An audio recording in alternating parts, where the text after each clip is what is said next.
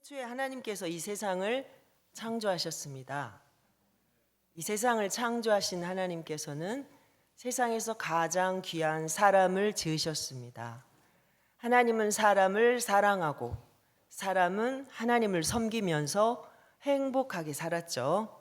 그런데 어느 날 사람이 하나님 앞에 불순종하여 죄를 범함으로 하나님과 사람 사이에 금이 생기기 시작했습니다. 그리고 그 금은 이제 하나님과 사람 사이를 왔다 갔다 할 수 없는 커다란 장벽으로 바뀌었습니다.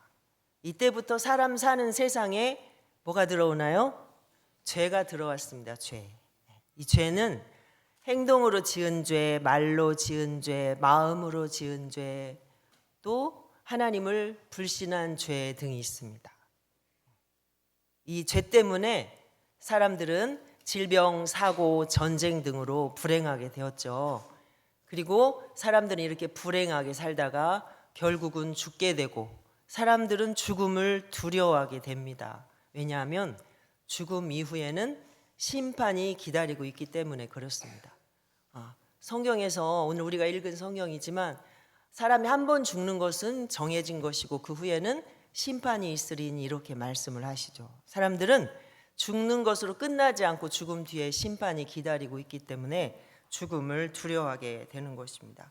그 죽음은, 그 심판은 바로 자기가 살면서 지은 죄에 대한 심판을 받고 영원한 형벌, 그 형벌은 뭘까요? 영원한 지옥에 들어가서 영원한 불못에 들어가서 영원토록 고통당하는 것이 바로 심판에 대한 형벌입니다. 그러나 하나님은 사랑의 하나님이시라서 우리가 그 지옥 형벌로 가는 것을 하나님은 원하시지 않으시죠. 그래서 이 땅에 예수님을 보내주셨습니다. 외아들 예수님을 보내셔서 내가 지은 죄와 형벌을 예수님께서 다 담당하시도록 예수님께서 십자가에 죽으시고 그렇게 피 흘려 죽으시고 우리를 구원하셨습니다. 예수님께서 죽으실 때 마지막으로 테텔레스타이 이렇게 말씀하시죠. 다 이루었다. 예수님 십자가에 죽으심으로 우리의 모든 죄의 문제를 다 해결했다고 말씀을 하십니다. 그리고 예수님은 죽은 것으로 끝나지 않으시고 사흘 만에 다시 살아나십니다. 또 요한복음 5장 24절에 내가 진실로 진실로 너희에게 이르노니 내 말을 듣고 또 나 보내신 이를 믿는 자는 죽어도 살겠고 영원히 죽지 아니하리라 이렇게 말씀하시죠.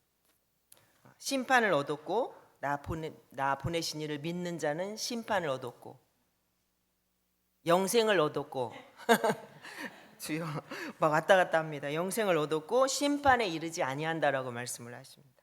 사망에서 또 생명으로 옮겼느니라 이렇게 말씀하시죠.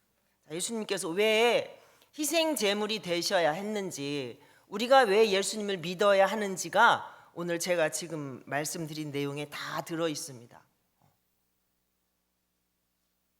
우리가 전도할 때 왜 우리가 예수님을 믿어야만 하는지, 우리가 이거 백지 전도에 나오는 내용이에요.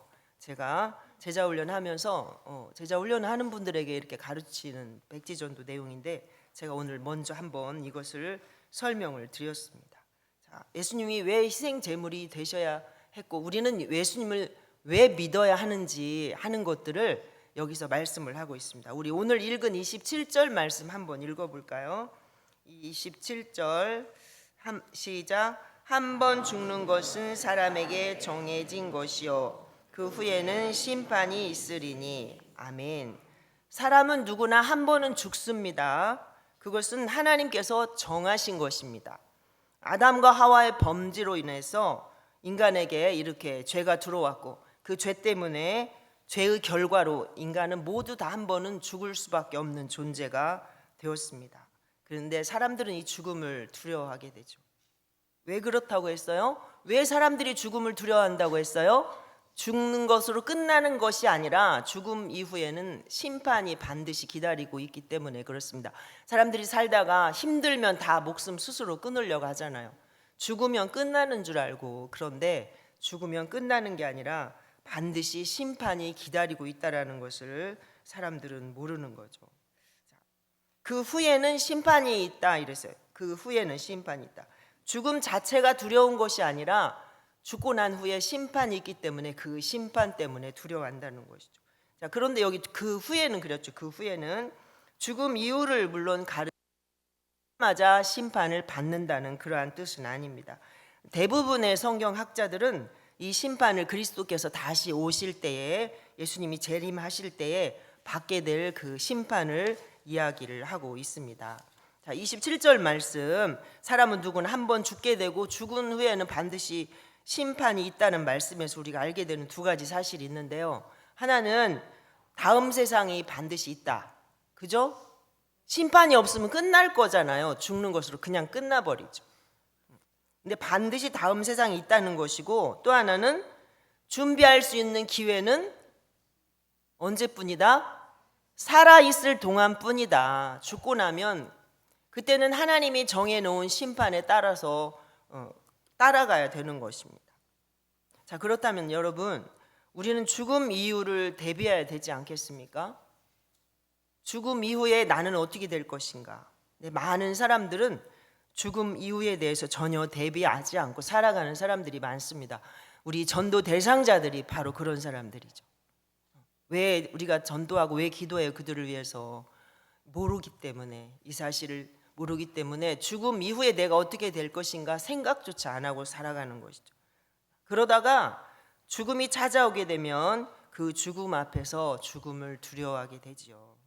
어떤 철학자는 이렇게 말했어요. 나는 살아서 모든 것을 예비했으나 죽음에 대비하지 않았다. 이제 나는 죽게 되었는데 나는 전혀 준비가 되어 있지 않다. 이렇게 하면서 후회하면서 그렇게 생을 마감했다고 합니다. 자, 죽음 앞에서 불신자와 신자의 모습이 어떻게 다른지 임종시에, 임종할 때, 죽을 때의 모습을 제가 좀 살펴보려고 해요. 근데 이 불신자의 죽음은 제가 불신자 어떤 사람이 어떻게 하다 죽었나를 잘 모르기 때문에 이제 인터넷의 도움을 좀 받아서 정리를 했습니다. 자, 프랑스 철학자 사르트르 아시죠? 사르트르. 그분이 이제 20세기를 대표하는 지성인이잖아요.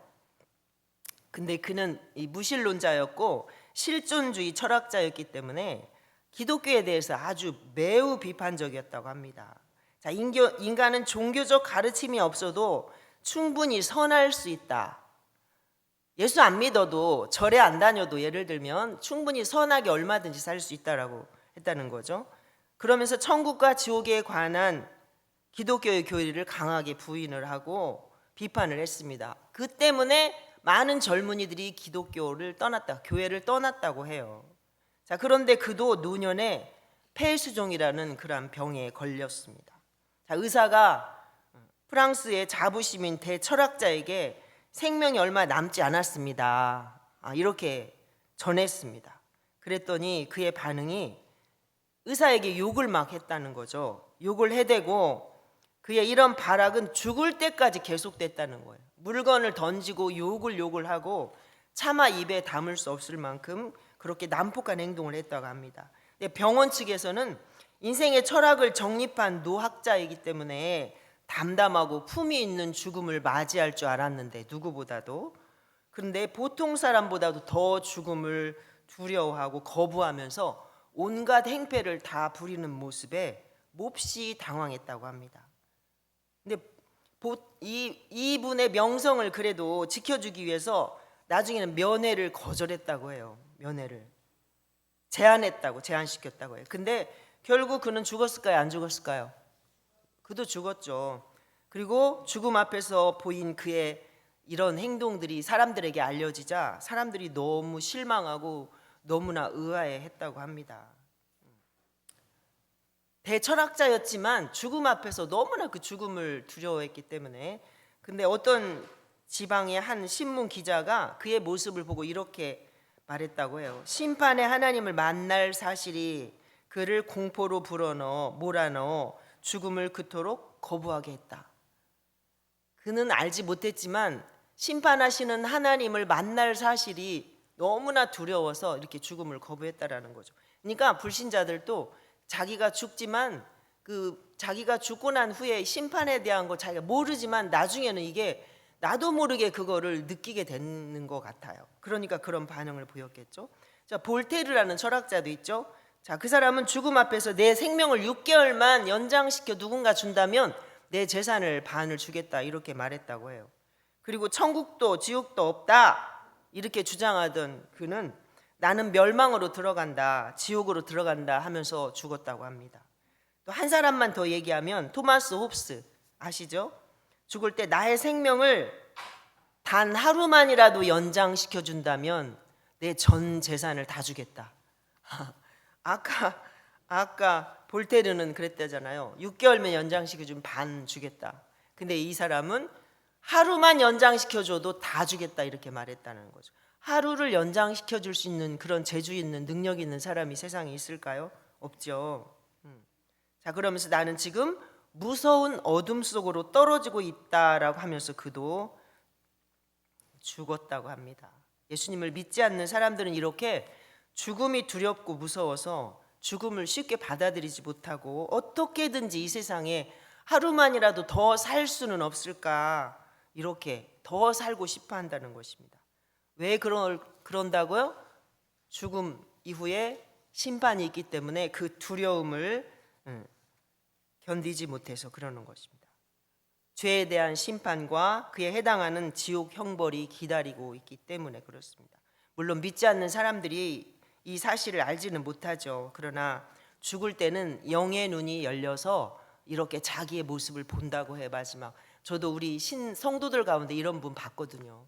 예수 안 믿다가 나중에 암에 걸려가지고 우리 교회 이제 조금 몇 개월 다니다가 천국 갔는데 나중에 죽을 때 그 며칠 안 남겨놓고 천군 천사가 나를 데리러 와서 그 진치고 있는 그런 모습들을 보고는 너무 감동해가지고 가족들까지도 다 감동하고 그렇게 하다가 하나님 나라 천국에 갔습니다. 근데 그 남편이 정말 예수 열심히 믿을 줄 알았는데 아들 둘 남편이 안 믿더라고요. 근데 이번에 어떤 분이 전도 대상자로 그분을 올리셨어요. 다시 이제 교회 오시라고 한다고. 자, 그러면 신자의 죽음은 어떨까? 신자의 죽음. 자, 예수님을 잘 믿던 어떤 아이가 있었습니다. 그런데 그 아이가 그만 죽게 되었습니다. 아이가 너무나 죽음을 무서워하고 두려워하니까 그 부모가 목사님을 불렀습니다. 아이가 죽게 되니까 목사님 오셔서 아이를 위해서 이제 기도를 해주시고 아이에게 이렇게 얘기를 했다고 합니다. 얘야, 네가 밖에 나가서 놀다가 돌아와 아래층에 아무 데서나 누워서 잠이 들면 아빠가 너를 안아다가 2층에 좋은 방에다가 눕혀줄 때가 있었지? 죽음이란 바로 이와 같은 거야. 죄와 고통이 많은 이 세상에서 너를 데려가시기 위해 네가 잠들기를 하나님이 기다리고 계신 거야. 이렇게 목사님이 얘기해 줬다고 합니다. 맞습니까? 아이가 그 말을 듣고는 평안히 눈을 감았다고 해요. 불신자에게 죽음은 형벌이지만 예수 믿는 사람들에게 죽음은 또 다른 행복입니다. 왜냐하면 예수님이 인간에 받아야 할 모든 죄와 형벌을, 심판과 형벌을 예수님이 다 미리 담당해 주셨기 때문에 그렇습니다. 우리 낮 예배 때도 목사님께서 말씀 우리 읽었잖아요. 요한복음 5장 24절 한번 다시 볼까요? 너무 중요한 말씀이기 때문에 저도 이 말씀을 준비했습니다. 요한복음 5장 24절 시작. 내가 진실로 진실로 너희에게 이르노니 내 말을 듣고 또 나 보내신 이를 믿는 자는 영생을 얻었고 심판에 이르지 아니하나니 사망에서 생명으로 옮겼느니라. 아멘. 우리가 죄인으로 태어났고 죄 가운데 살았지만 우리가 예수님 믿은 결과 우리는 심판받지 않고, 심판을 받으면 지옥을 이겨낼 사람은 아무도 없습니다. 심판받지 않고 우리를 사망에서 생명으로 옮겼다고 말씀을 하십니다. 또 골로새서 1장 13절 4절 한번 볼게요. 시작. 그가 우리를 흑암의 권세에서 건져내사 아들의 나라로 옮기셨으니 그 아들 안에서 우리가 속량 곧 죄 사함을 받았도다. 아멘. 우리를 흑암의 권세에서 건져내셔서 하나님의 사랑의 아들의 나라로 우리를 이렇게 옮겨주셨다. 그러니까 우리가 이 땅에 살다가 90, 100살 살다가 죽으면 우리는 그냥 천국에 옮겨져 있는 거예요. 천국에 옮겨져 있는 거예요. 그러니까 죽는 게 우리는 두려워할 이유가 하나도 없는 거죠. 그래서 어떤 사람에게는 죽음이 죄에 대한 심판이고 형벌이지만 어떤 사람에게 죽음은 영원한 구원인 것입니다. 제가 오늘 말씀을 죽음과 심판 이렇게 정했어요, 처음에. 그런데 아니다. 심판은 믿지 않는 사람이 받지만 우리는 죽고 나면 구원이니까 죽음과 구원이라고 해야겠다라고 이렇게 정했습니다. 잘 지었나요? 네. 자, 28절도 한번 읽어볼까요? 28절. 이와 같이 그리스도도 많은 사람의 죄를 담당하시려고 단번에 들이신 바 되셨고 구원에 이르게 하기 위하여 죄와 상관없이 자기를 바라는 자들에게 두 번째 나타나시리라. 아멘.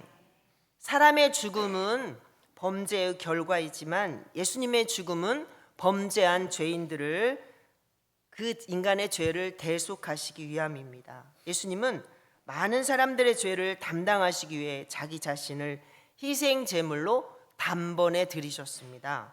하나님은 예수님을 제물로 받으시고 이 땅의 모든 죄인들, 인간의 모든 죄와 허물을 다 용서해 주셨습니다. 정확하게 말한다면 예수님을 구세주로 믿는 사람들의 죄를 너 죄 없다고 내가 인정해 줄게 라고 하시는 거죠. 예수님의 단 한 번의 희생 제사가 온 인류를 구원을 하신 것입니다. 유일하고도 완전한 제물이 되어 주셨기 때문에 이제 또 다른 제사는 필요가 없는 거죠. 구약 시대는 제사장 대제사장들이 1년에 한 번씩 제사 드리고 또 짓고 또 죄 짓고 나면 또 제사 드리고 이렇게 했지만 예수님은 단 한 번이면 해결되는 것입니다. 예수님 한 번의 제사가 우리 모든 죄인들을 살렸습니다. 자, 두 번째 나타나실 것이다라고 지금 말씀이 기록됐는데요. 이 표현은 구약 시대 대제사장들이 제사장직을 감당하는 데서 그 배경에서 나왔다고 보기도 합니다. 대제사장이 자신의 죄와 백성들의 죄를 가지고 성소에 들어가는 것을 지켜보던 사람들이 대제사장이 다시 그곳에서 나오면 우리의 제사가 연락되었다라는 거죠. 제사장이 그곳에서 안 나오고 죽으면 어떻게 되나요? 무서운 일인 거죠. 예수님이 두 번째 다시 오시리라. 이때는 근데 처음 예수님 이 땅에 오실 때는 인간의 죄 때문에 죄의 문제를 해결하기 위해서 오셨지만 두 번째 다시 나타나실 때는 죄와는 상관없이 예수님을 믿은 사람들을 구원하시기 위해 영원히 구원하시기 위해 오신다라고 말씀하고 계십니다. 자, 예수님을 믿고 예수님의 말씀을 믿고 그 믿음을 지킨 사람들에게 영원한 기쁨을 주시기 위해서 예수님은 반드시 오십니다. 반드시 오십니다. 예수님을 고대하는 사람들을 구원하시기 위해 죄와 상관없이 나타나실 것입니다. 예수님께서 다시 오실 때 우리는 아마도 그 영광스러운 모습으로 예수님 오시는 것을 보게 될 것입니다. 처음에 오실 때처럼 몰래 누추하고 가난한 자리에 오시지 않고 이제는 모든 사람이 볼 수 있도록 예수님께서 오신다고 말씀을 하셨습니다. 자, 그런데 여러분, 하나님께서 예수님을 이렇게 희생시키면서까지 왜 그토록 우리를 구원하시려고 하셨을까요? 단순히 우리를 구원하시기 위한 것이 목적일까요? 자, 이사야 43장 21절 한번 읽겠습니다. 이 백성은 내가 나를 위하여 지었나니 나를 찬송하게 하려 함이라. 하나님께서 사람을 지으신 이유는 하나님을 예배하게 하기 위한 것입니다. 출애굽기 3장 12절도 보겠습니다. 하나님이 이르시되 내가 반드시 너와 함께 있으리라. 네가 그 백성을 애굽에서 인도하여 낸 후에 너희가 이 산에서 하나님을 섬기리니 이것이 내가 너를 보낸 증거니라. 아멘.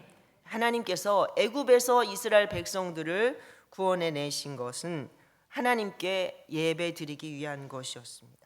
하나님께서 인간을 지으신 목적도, 또 하나님께서 이스라엘 백성들을 구원해 내신 것도, 예수님께서 십자가에서 피 흘려 죽어주신 목적도 구원받은 하나님의 백성들로 하여금 하나님을 예배드리도록 하기 위해서 했다는 사실을, 우리를 그렇게 지으시고 구원하시고 십자가에서 죽으셨다는 사실입니다. 구원받은 하나님의 백성이 할 수 있는 최고의 가치는 어떤 걸까요? 그것은 바로 하나님께 예배 드리는 것입니다. 예배는 하나님께 자기의 최고의 가치를 올려드리는 것입니다. 가장 최선의 것으로, 최고의 것으로 하나님께 올려드리는 거죠. 나 자신을 하나님께 온전히 그렇게 올려드리는 것입니다. 자, 온전한 예배를 드릴 때 그 안에 하나님의 임재가 있습니다. 많은 사람들이 예수님을 만나는 것을 보면 온 마음을 다해 예배 드릴 때 예수님을 만났다라고 고백을 합니다. 자, 여러분은 하나님 앞에 어떤 예배를 드리고 있습니까? 예수님은 단 한 번의 희생 제사를 통해서 온 인류를 죄에서 구원하셨습니다. 온 인격을 다해서 온전히 드린 한 번의 예배가 사람을 변화시키고 또 그 인생이 송두리째 바뀔 수 있다는 사실을 여러분 꼭 기억하시기 바랍니다. 자, 요한복음 4장 23절도 볼까요? 요한복음 4장 23절은 제가 읽을게요. 하나님은 영과 진리로 자기에게 예배하는 자를 찾으시느니라 이렇게 말씀하셨습니다. 자, 하나님은 어떤 사람, 봉사하는 사람 찾으신대요? 헌금 많이 하는 사람 찾으신대요? 자기에게 영과 진리로 하나님 앞에 온전히 예배하는 사람을 하나님은 찾으신다라는 것입니다. 예수님께서 희생 제물이 되신 것은 나를 구원하셔서 하나님께 예배 드리도록 하기 위한 사실을 여러분 꼭 기억을 하시고, 예배 드릴 때마다 나 자신을 하나님께 온전히 드린다면 하나님께서 매우 기뻐하실 것입니다. 자, 말씀을 정리할게요. 자, 사람은 누구나 한 번은 죽습니다. 그것은 인간의 죄로 인하여 하나님께서 정해 놓으신 것입니다. 그런데 죽음으로 그것으로 끝나는 것이 아니라 하나님의 심판이 반드시 기다리고 있습니다. 불신자들에게 죽음은 심판을 받음으로 형벌이지만 예수님을 믿는 사람에게 죽음은 영원한 구원인 것입니다. 자, 왜냐하면 예수님께서 인간의 모든 죄를 이미 다 해결해 놓으셨기 때문에 심판과 형벌을 우리는 면하게 된 것입니다. 그 예수님을 믿는 자들을 구원하시기 위해 예수님은 다시 두 번째로 이 땅에 오십니다. 그리고 구원받은 하나님의 자녀들은 주님과 함께 영원한 영광을 누리게 될 것입니다. 하나님은 우리를 통해 예배 받으시려고 우리를 구원하시고, 우리를 통해 예배 받으시기 위해서 희생으로 자신을 희생 제물로 드리셨는데, 정작 구원받은 우리는 하나님의 예배를, 하나님께 드리는 예배를 가볍게 여기고 쉽게 여기고 대수롭지 않게 여기고 이렇게 한다면 우리는 너무 잘못하고 있는 것입니다. 하나님은 하나님께 최고의 가치를 올려드리는 그 예배의 자리로 오늘도 우리를 부르셨습니다.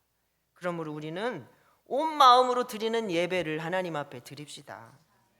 오늘도 내일도 또 앞으로도 영원히 주님과 교제하는 예배를 통해서 벅찬 감격과 기쁨으로 주님 앞에 저와 여러분 다 나갈 수 있기를 바라겠습니다.